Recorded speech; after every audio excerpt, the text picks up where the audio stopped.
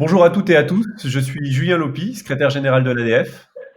Bonjour à toutes et à tous, je suis Joël Trouillet, secrétaire général de l'ADF.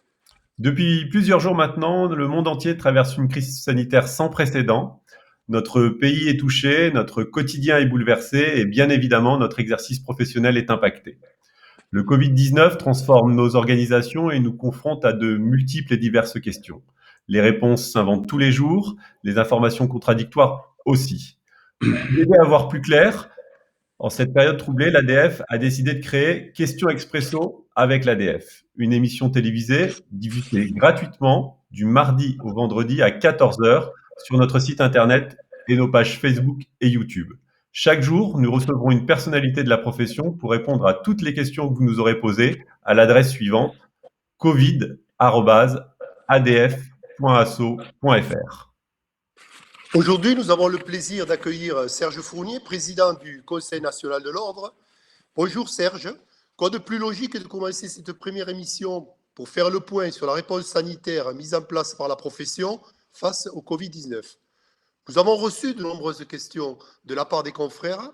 Je te propose que nous rentrions tout de suite dans le vif du sujet. En effet, le Conseil de l'Ordre, d'une part, a ordonné la fermeture des cabinets.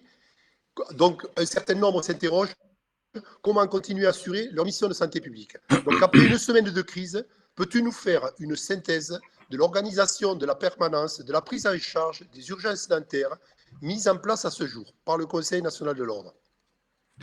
Oui, tout d'abord, bonjour tout le monde, bonjour Joël, bonjour Julien, j'espère que vous allez bien.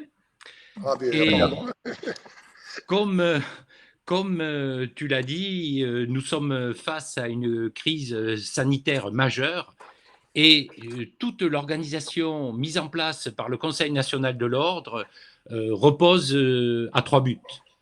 Le premier, c'est ne pas être des vecteurs de transmission. Le deuxième, que tous les soignants, et notamment les chirurgiens dentistes, ne soient pas eux-mêmes contaminés. Et le troisième, ne pas surcharger le 15 pour des problèmes d'urgence bucco-dentaire. Pour cela, nous avons mis en place trois principes généraux.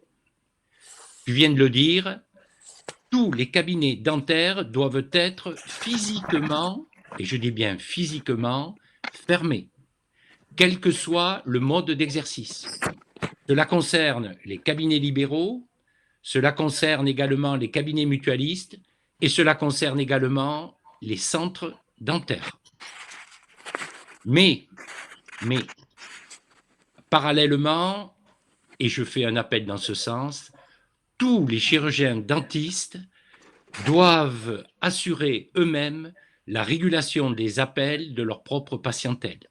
Ceci est très important pour que tout le système d'urgence que nous avons mis en place soit réalisable. Le troisième point, c'est que parallèlement à cette fermeture et à la régulation par les chirurgiens dentistes dans leur propre cabinet, un système de permanence des soins est mis en place dans chaque département sous le contrôle et sous l'autorité du président départemental. Voilà, ceci, évidemment, est peut-être un peu contraignant, mais ceci répond aux directives du ministère de la Santé dans cette période de crise, de ne pas risquer de multiplier les points de contamination. C'est un peu rigide peut-être comme organisation, donc il n'y a pas de souplesse pour chaque président de département? Si chaque président de département a tout le loisir d'organiser la permanence des soins selon le contexte de son propre département, en fonction de son nombre d'adhérents, de la surface du département et d'autres paramètres, bien sûr. Si, beaucoup de souplesse, mais là, ce sont des principes généraux que je viens de vous dire. Donc nous sommes très clairs, aucun cabinet doit être physiquement ouvert aujourd'hui. Oui, oui, et je le répète avec d'autant plus de vigueur que je sais que dans certains départements, certains confrères ont choisi de continuer leur activité, ce qui, à mon sens, est un comportement suicidaire. Suicidaire pour la collectivité et peut-être aussi extrêmement grave, qui peut être grave pour eux-mêmes, quels que soient les moyens de protection qu'ils aient mis en place dans leur propre cabinet. On voit bien, Serge, là, les trois niveaux de cette de permanence. premier niveau par les confrères pour répondre soit par téléphone, soit par mail à leurs patients à toutes les demandes, pour réaliser Oui. des ordonnances, pourquoi pas de la vidéoconsultation. Ensuite, un niveau de régulation téléphonique qui s'organise pour identifier et dispatcher dans les cabinets de garde les rendez-vous d'urgence, les véritables urgences qui ont été identifiées. Et ensuite, une permanence avec des cabinets de garde définis chaque jour dans les départements pour recevoir ces patients. On se rend compte aussi par l'expérience du terrain au niveau de la régulation téléphonique que beaucoup de patients appellent alors qu'ils n'ont pas de dentiste traitant. Presque environ un tiers des appels, c'est à peu près les statistiques que l'on a. Je sais qu'un numéro national était envisagé pour faciliter l'accès et l'information de la connaissance de cette permanence des soins. Qu'en est-il réellement de cette initiative? Voilà, tout à fait, Julien, mais je voudrais apporter quelques précisions sur le schéma que tu viens de développer. Je crois qu'à l'occasion, je ne sais pas si on pourra le montrer à Oui, on l'écran. peut le montrer tout de suite. On peut le montrer, oui. Il paraît un peu complexe, mais en fait, le dispositif est très Le simple. voilà. On va s'occuper de la partie du milieu et basse du schéma que l'on voit apparaître à l'écran. Tout d'abord, pour la compréhension, le parcours du patient apparaît en jaune, le parcours du chirurgien dentiste apparaît en bleu. On laisse la partie haute pour l'instant, on va y revenir tout à l'heure. Un patient qui a une urgence bucco-dentaire, et là j'insiste, c'est un message que l'on va faire passer auprès des médias, de tous les médias, des grands médias, pour demander à l'ensemble de la population de ne pas téléphoner à son chirurgien dentiste pour des problèmes dentaires mineurs. Seules les urgences vraies seront évidemment traitées. Donc, un patient qui a un problème, une urgence vraie, son premier réflexe est d'appeler son chirurgien dentiste traitant, et celui-ci, qui a assuré, comme tu viens de le dire, une permanence téléphonique, soit par un renvoi d'appel, soit par une présence physique dans son cabinet, il connaît bien son patient, il va réguler cette urgence. Ça va se terminer de deux façons. Soit il peut lui faire une prescription, le rassurer, lui donner quelques conseils, et le patient donc pourra attendre la fin de la crise. Soit le praticien traitant juge qu'il faut faire des traitements physiques, des traitements spécifiques, et auquel cas, il ne peut pas les faire lui-même, et il va à ce moment-là se tourner vers la régulation de son département. La régulation, à ce moment-là, prendra en charge, comme tu l'as dit, le patient de différentes façons, soit en l'envoyant dans un cabinet de garde, soit en l'envoyant vers le système hospitalier. Après, il y a un cas qui est un petit peu plus compliqué, dans la mesure où le patient n'a pas de chirurgien dentiste traitant. Et il y a un certain nombre de patients qui n'en ont pas pour différentes raisons, soit parce qu'ils ne se soignent pas, mais également parce qu'ils ont déménagé, ils se retrouvent dans une autre ville et ils n'ont pas encore choisi ou trouvé leur chirurgien dentiste traitant dans cette nouvelle ville. Ces patients, il est hors de question de les laisser au bord de la route parce qu'ils se retrouvent aujourd'hui extrêmement démunis. Et c'est là que intervient la partie haute du schéma. Le Conseil national de l'ordre a décidé, toujours pour soulager le 15, le numéro 15 donc des urgences médicales, de créer un propre numéro d'appel que vous voyez à l'écran, qui est le 09 705 00 205. Alors, que va-t-il se passer quand un patient va appeler ce numéro ? Il va tomber sur un disque, il n'y a pas de présence physique derrière, et vous avez le message qui s'affiche. En cas d'urgence bucco-dentaire, appelez votre chirurgien dentiste traitant, on peut supposer qu'il l'a fait, mais on le lui rappelle. Et s'il n'est pas joignable, et là il y a une petite coquille dans le schéma, tapez les deux chiffres de votre département. Non, on va enlever le 2, tapez les chiffres de votre département, car dans les départements et territoires d'outre-mer, la connexion se fera avec 3 chiffres. Donc, il tape le numéro du département à la suite du numéro national. Tout à fait. Nous sommes en train d'essayer de résoudre le problème de la Corse, puisque vous savez que la Corse, que ce soit la Corse du Sud ou la Haute-Corse, leur numérotation comporte une lettre, c'est 2A ou 2B, et cela pose un petit problème technique que nous sommes en train de résoudre, mais de toute façon, le patient pourra accéder à son numéro de département. Donc, quand il aura tapé son numéro de département, à l'heure actuelle, le système sera dans un premier temps simple. On ne peut pas techniquement, à l'heure actuelle, le basculer directement sur la régulation. Donc, le disque lui donnera le numéro de téléphone qu'il doit contacter. Donc, il faudra qu'il raccroche, qu'il refasse ce numéro de téléphone. Dans un... Il y aura un numéro de téléphone dédié à chaque département, alors, après?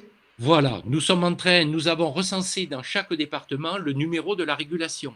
Parce qu'il faut comprendre que chaque président départemental, comme tu l'as dit, a choisi sa propre régulation. Dans des départements, c'est le numéro du conseil départemental de l'ordre, mais dans d'autres départements, c'est un numéro spécifique dédié aux urgences. Donc, on ne pourra pas donner uniquement le numéro des conseils départementaux. Donc, on lui donnera le numéro de la régulation. Okay. Et le patient, quand il va contacter la régulation, il va retomber dans le schéma. Et il sera aiguillé vers les chirurgiens dentistes qui assurent les urgences si c'est nécessaire.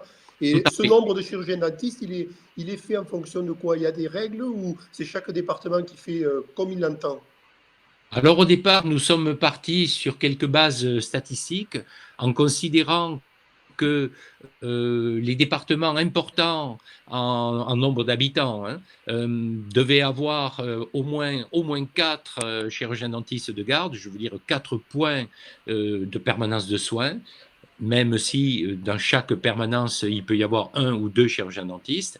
Dans les départements moyens, on pouvait considérer que 3 suffisaient, et dans les plus petits départements, 2 points de permanence de soins étaient, disons, nécessaires.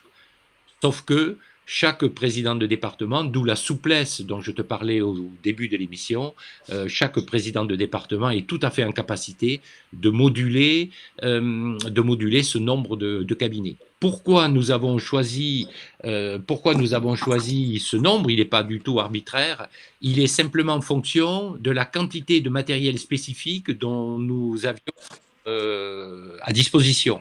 Il faut bien comprendre qu'au début, le ministère, en début de semaine dernière, nous a octroyé 100 000 masques FFP2 et qu'il fallait les répartir sur l'ensemble du territoire. Et ces masques-là, bien sûr, il fallait les économiser puisqu'on ne savait pas, on ne connaissait pas la suite de l'histoire. Donc, on a considéré qu'avec ces 100 000 masques, dont seulement la moitié, 55 000, ont été mis à notre disposition, ont été livrés actuellement, ça pouvait être réparti de la façon que je viens de vous expliquer. Donc, on peut considérer donc que s'il y avait suffisamment de masques, tous les chirurgiens dentistes pourraient soigner? C'est ce que tu veux dire? Si tout le monde pouvait être équipé individuellement? Non, non, de toute façon, on n'aura jamais assez de masques pour équiper les 42 000 chirurgiens dentistes à 4 masques jour. Tu vois la quantité de masques qu'il faudrait uniquement pour la profession dentaire, car nous avons en tête qu'il ne faut pas oublier les autres professions qui, comme on le voit tous les jours dans les médias, sont quand même particulièrement exposées et manquent de matériel. À mon sens, ça ne serait pas décent. Mais il y a toujours ce que j'ai dit en préambule, c'est-à-dire qu'il est hors de question de multiplier le nombre de points de traitement. Il faut absolument limiter ce nombre de possibilités de contamination. Il y a le problème des masques, bien évidemment, que tu viens de soulever. Bon, tu nous diras comment cette répartition a été faite sur la France, à peu près, puisque tu parles de 100 000 masques. Mais il y a un deuxième problème, c'est l'accès aux équipements de protection individuelle. Et ça, c'est absolument nécessaire aussi. Donc, comment se débrouille-t-on dans les départements? Voilà. Il y a deux questions, là, je pense, auxquelles il faudrait apporter des éclaircissements. Voilà, donc nous avons pensé, on a beaucoup, au début de la crise, parlé de ces fameux masques FFP2, mais dès le début, en ayant consulté la communauté scientifique, il a été vite perçu que les masques n'étaient pas suffisants. Et que pour que les soignants puissent être suffisamment protégés, il fallait bien sûr inclure d'autres matériels de protection, type blouse, charlotte, chaussures, visière, lunettes, etc., etc. Donc, nous nous sommes tournés vers la profession pour voir comment on pouvait réaliser ces équipements, sachant que dès le début, le Conseil national de l'ordre a dit qu'il mettrait le financement dont on aurait besoin pour équiper tous les cabinets de garde dans un délai très court. Il se trouve qu'entre-temps, et je remercie évidemment toutes les instances professionnelles qui ont participé, je ne vais pas les citer de peur de ne pas en oublier, mais je sais quand même que les URPS se sont immédiatement proposés et dans toutes les régions de France à l'heure actuelle, les URPS ont fait des commandes pour que les chirurgiens dentistes de permanence puissent être équipés de kits particulièrement modernes et efficaces. Mais il faut également remercier l'ensemble des chirurgiens dentistes qui spontanément sont venus vers les conseils de l'ordre et les points ordinaux qui étaient ouverts et dont ils avaient connaissance pour spontanément venir déposer tout le matériel qu'ils avaient en surplus dans le cabinet, sachant que de toute façon, durant cette période de crise, ils ne pourraient pas les utiliser. Et je peux vous dire que je connais, puisque j'y suis allé pendant ces derniers jours, la régulation 31 au Conseil de l'ordre de la Haute-Garonne. On a vu plusieurs dizaines, je dois dire, qui sont presque une centaine de confrères qui sont venus porter spontanément leur matériel et quelque part, vraiment, ça fait vraiment chaud au cœur quand on est en situation de crise comme ça. Et surtout pour aussi dépanner et donner ce matériel à d'autres professions médicales, hein, parce qu'on voit beaucoup l'infirmière qui n'en ont pas, des choses comme ça. Et ça, c'est... Concernant ces équipements de protection individuelle, Serge, on peut, je pense, annoncer que normalement, dans la journée, un document de synthèse très complet sera envoyé par le Conseil national de l'ordre à tous les confrères pour leur expliquer les procédures quand on est de garde, pour s'habiller, pour s'équiper avec des fiches pratiques, avec de nombreux experts de plusieurs structures ont travaillé depuis une semaine pour élaborer un document précis, détaillé, didactique pour les confrères qui sont de garde, pour savoir comment s'équiper, dans quel ordre, comment se déshabiller, quelle procédure entre chaque patient, pour travailler vraiment dans les meilleures conditions de sécurité. Tu as tout à fait raison, Julien. On s'est aperçu lors de quelques visites dans les cabinets de garde qu'effectivement les confrères, notamment ceux qui ne pratiquent pas de la chirurgie régulièrement, étaient parfaitement bien équipés, mais j'ai eu l'occasion de voir certains confrères en équipement total aller boire le café, appuyés contre le comptoir de leur banque d'accueil, en train de bavarder avec le personnel à moins d'un mètre. Aujourd'hui, il faut faire passer le message que ceci n'est pas raisonnable dans la situation de contamination que subit notre pays en ce moment. Il faut vraiment protéger nos confrères et si on pouvait ne pas avoir d'accident et ne pas avoir de décès dans notre profession à la fin de la crise, nous aurons tous rempli notre mission. Et je sais que vous, l'ADF notamment, vous avez votre rôle à jouer dans ce domaine-là. Une question, Serge, par rapport à la fermeture au public annoncée, du moins que tu as prononcée la semaine dernière. Des confrères se demandent s'il y aura un arrêté ministériel qui viendrait enfoncer le clou pour des raisons déjà sanitaires, mais aussi peut-être avec derrière des impacts potentiellement économiques, parce qu'il y a des dossiers par rapport au chômage partiel. Les confrères se demandent s'ils ont besoin d'un document justificatif quelque part qui retrace cette fermeture que tu as officialisé publiquement par communiqué de presse vendredi. Mais c'est une question qui est beaucoup remontée depuis 24 heures et qu'on a reçue sur la boîte mail. Oui, tout à fait, Julien. Nous avons demandé dans un courrier au ministre avant-hier soir de prononcer donc un arrêté de fermeture d'une part, avec évidemment toutes les explications nécessaires. Et également dans ce courrier, il y avait un deuxième volet qui était de bien vouloir nous débloquer les 45 000 masques qui nous manquent à l'heure actuelle pour pouvoir tenir un petit peu plus longtemps durant cette crise qui, semble-t-il, va durer. Et je ne souhaitais pas également, dans un premier temps, vous savez, quand vous faites un courrier au ministère, il vaut mieux mettre une ou deux idées, mais pas plus, et pas développer tout un arsenal de mesures qui sont noyées dans la communication que vous faites à ce moment-là. Nous avons choisi, le Conseil national de l'ordre, de laisser chacun à sa place. Nous allons essayer de faire au mieux possible la permanence des soins, mais je souhaite laisser à d'autres instances professionnelles qui sont là pour ça, le volet économique de la situation.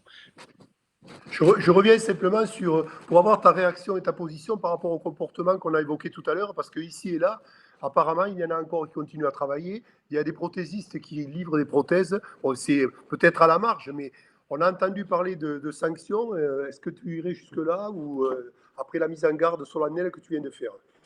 Nous irons jusque-là. Je passe mon temps et je le déplore puisque nous avons quand même d'autres actions de politique nationale à mener. Je passe beaucoup de temps dans une journée sur des signalements de présidents départementaux à appeler les confrères qui sont encore ouverts ou qui souhaitent monter des systèmes de garde parallèles, de les appeler personnellement.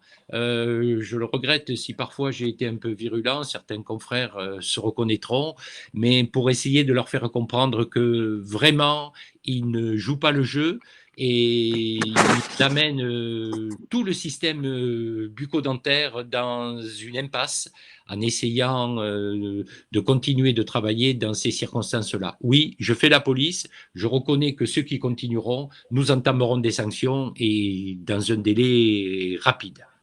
Bon, je pense qu'avant de te remercier, je voudrais que tu nous donnes le message que tu as envie de donner aujourd'hui, s'il n'y avait qu'un seul message à tous les chirurgiens dentistes. Un message fort, Oui. je pense, et Écoutez, que le Conseil de l'ordre a organisé les choses. Bon, je ne sais pas, je te laisse la parole pour dire ce message que vraiment tout le monde doit percevoir. moi ce que je voudrais dire, c'est que bon, le Conseil de l'ordre a une image. Je sais aujourd'hui que l'ensemble des conseillers nationaux travaillent beaucoup pour vous, tous les jours, comme vous le faites, et vous faites la même chose dans d'autres organisations professionnelles. Nous travaillons beaucoup pour la protection de nos confrères dans un esprit de santé publique. Et si je pouvais donner quatre petits conseils, n'oubliez pas de faire vous-même la régulation dans les cabinets. Continuez de vous inscrire pour prendre des gardes parce qu'il faut que nous puissions tenir dans la durée. Quand vous êtes de garde, respectez les consignes de protection avant, pendant et après les soins. Et si vous n'êtes pas dans ce cas-là, s'il vous plaît, restez confinés, protégez-vous. On aura vraiment besoin de vous quand la crise sera finie. Merci Merci. beaucoup Serge. Je pense que c'était très clair. Les questions sur les questions les plus importantes qu'on avait reçues autour de cette permanence des soins ont été traitées. Donc les 3 niveaux de régulation, le lancement du numéro national pour les patients qui n'auraient pas de dentiste traitant, les mesures de protection très importantes pour les chirurgiens-dentistes de garde. L'ADF a aussi participé pour aider les confrères à réaliser le tri des urgences, à identifier les urgences dentaires vraies grâce à la sortie d'un arbre décisionnel. Donc je pense que là, on a eu un tour d'horizon complet pour accompagner et aider nos confrères. C'était le but de cette émission. D'ailleurs, demain, on continuera avec cette fois-ci une émission consacrée vraiment à un thème plus économique, parce que là aussi, c'est le deuxième volet. Les confrères se demandent comment faire pour eux, pour leur trésorerie, pour leurs charges professionnelles, pour leurs employés. Donc demain, on abordera demain ou après-demain les questions économiques pour répondre à cette attente. Un grand merci Serge, un grand merci Joël, et rendez-vous donc demain 14 h pour une nouvelle émission. Ah, Au merci à vous revoir deux. et Merci. merci à vous. Merci à vous. Merci.